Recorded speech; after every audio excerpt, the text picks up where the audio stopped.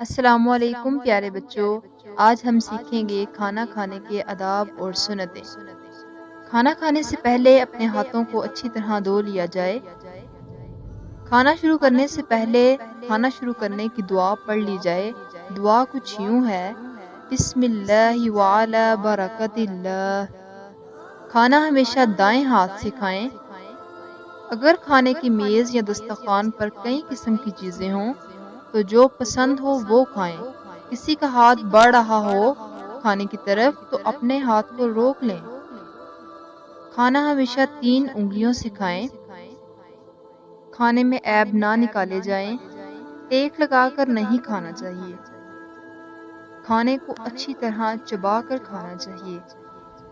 اگر کھانا کھاتے ہوئے کوئی لقمہ ہاتھ سے گر جائے تو اسے اٹھا کر صاف کر کے کھا لینا چاہیے۔ کھانے کے شروع میں یا درمیان میں پانی پینا چاہیے۔ کھانا ختم ہونے پر پانی ہرگز نہ پیا جائے۔